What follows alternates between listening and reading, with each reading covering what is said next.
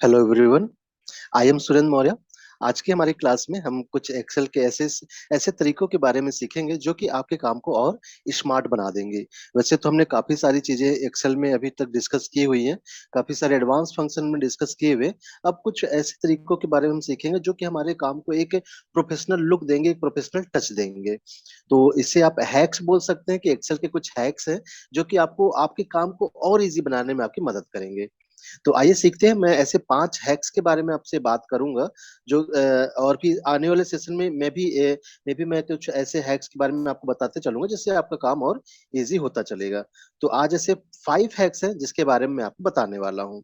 तो चलिए आइए स्टार्ट करते हैं। तो पहला हैक जो है, जैसे आप नॉर्मल जो आप ये टेबल देख रहे हैं, ठीक है, यहाँ पे एक टेबल मैंने बना के रखी हुई है। यदि आप इसको यदि आपको कॉपी करना है, किसी दूसरी जगह ले जाना है, तो नॉर्मली आप क्या करेंगे, कंट्रोल सी से कॉपी करेंगे और उसके बाद कंट्रोल वी करेंगे दूसरी जगह पेस्ट करने के लिए। ठीक, तो आइए मैं आपको एक ऐसी चीज बताता हूँ, एक ऐसा शॉर्टकट बताता हूँ जिससे आप एक क्लिक से ही, आप सिर्फ एक क्लिक करेंगे और ये कॉपी और पेस्ट दोनों हो जाएगा।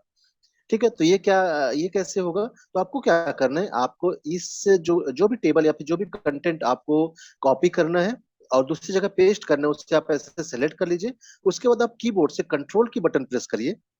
कंट्रोल की बटन प्रेस करेंगे और इस कॉर्नर पे आएंगे और जब माउस पॉइंटर के ऊपर ऐसा प्लस का निशान बन जाएगा। देखिए, नॉर्मल माउस पॉइंटर आपका प्लस ऐसा होता है। आप जब कॉर्नर पे आएंगे और जैसा ये प्लस का निशान बन जाएगा, तब आप इसे यहाँ से माउस से ड्रैग करिए और इसे आप कहीं पे भी उठा के रख दीजिए। देखिए, ये कॉपी और पेस्ट हो चुका है। ठीक है, आपको यहाँ पे कंट्रोल सी और कंट्रोल वी की जरूरत नहीं है। आप सिर्फ माउस की मदद से आप इसे कहीं पे भी ले जा सकते हैं। सिर्फ एक क्लिक से आपने कॉपी भी कर लिया और पेस्ट भी कर लिया। ठीक है, आपको करना क्या है, आपको ये जो भी टेबल है उसको सिलेक्ट करना है। उसके बाद आपको कंट्रोल की प्रेस करनी है कीबोर्ड से। कॉर्नर पे आना है और जब आपका माउस कर्सर ऐसा प्लस जैसा हो जाएगा, है ना, ये आपका पॉइंटर ऐसा प्लेस हो जाएगा, आप इसे उठा के कहीं पे भी रख दीजिए। ये आपकी कॉपी और पेस्ट दोनों हो रही है।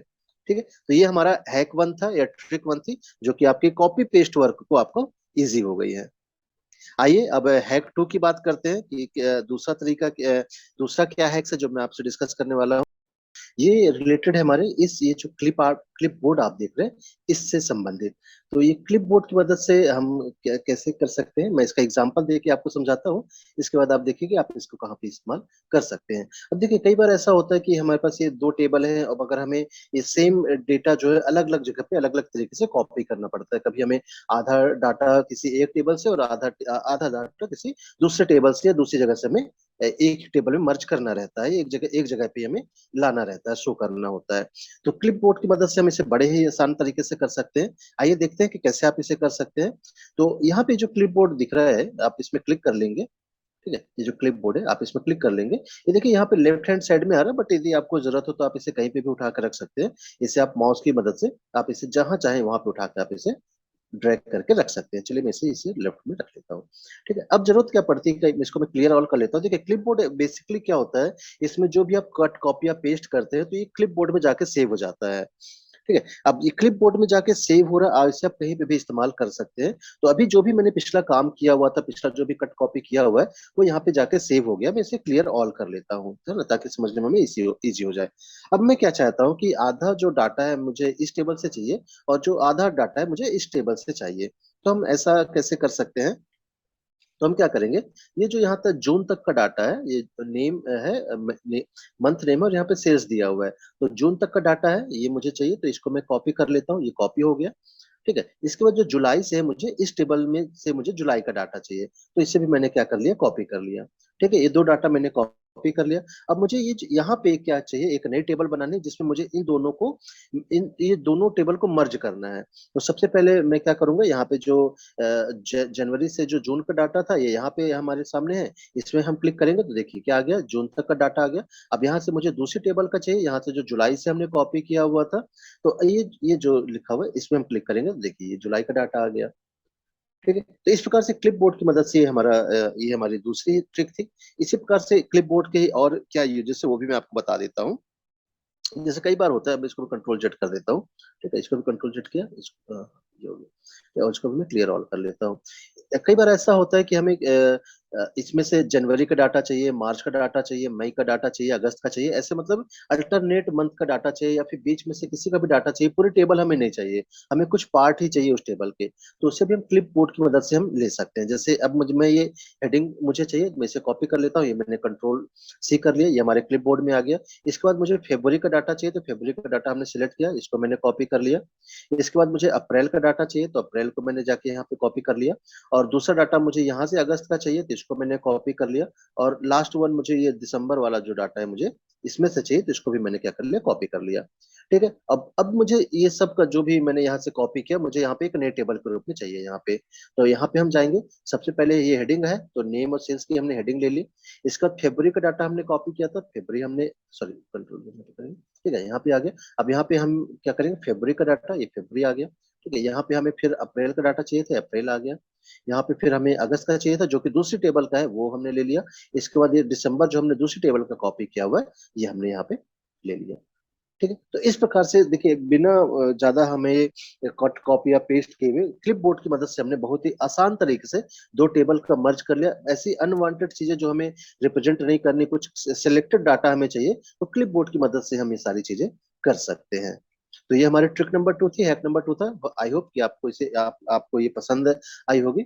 चलिए आइए हम बढ़ते हैं हमारे हैक नंबर 3 की ओर, ट्रिक नंबर 3 की ओर। ट्रिक नंबर 3 क्या है, कई बार हमें ऐसी जरूरत पड़ती है कि हमारे सामने ये टेबल है, इस टेबल में हमने कई सारे फॉर्मूले इस्तेमाल किए हुए हैं, बट हमें पता नहीं होता है कि किस सेल में कौन सा फॉर्मूला हमने इस्तेमाल किया हुआ है और वहां पे फिगर क्या है। तो जो ट्रिक नंबर 3 है, इससे इसमें हम ये कर सकते हैं कि किस किस सेल में कौन से फॉर्मूले लगे हुए हैं, ये हम शो कर सकते हैं। तो इसके लिए हम इस्तेमाल करेंगे कंट्रोल और कैरेट साइन, जो कि इस लैपटॉप में स्केप बटन के नीचे कैरेट साइन, जो टिल्ट साइन होता है, वो उसे हम कैरेट साइन बोलते हैं। तो कंट्रोल और कैरेट साइन की मदद से हम देख सकते हैं कि सेल में किस सेल में कौन सा फॉर्मूला लगा हुआ है। तो जैसे ही कंट्रोल और कैरेट की मैं यहाँ पे प्रेस कर रहा हूँ, देखिए ऑटोमेटिक जो सेल है थोड़े से बड़े हो जा रहे हैं। और यहाँ पे अभी तक यहाँ पे जो टोटल मार्क्स था, यहाँ पे वैल्यू आ रही थी, अब देखेंगे तो यहाँ पे क्या आ रहा है, जो फॉर्मूला, जिस फॉर्मूले के द्वारा यहाँ पे टोटल मार्क्स निकाला गया है, वो फॉर्मूला हमें यहाँ पे शो हो रहा है। यहाँ पे एवरेज है, तो यहाँ पे एवरेज फॉर्मूला लगा हुआ है। तो अभी तक यहाँ पे वैल्यू शो हो रही थी, मगर जैसे ही कंट्रोल और कैरेट साइन हमने प्रेस किया, यहाँ पे हमें उसका जो फॉर्मूला इसमें लगा हुआ है, वो फॉर्मूला हमें शो होने लगा।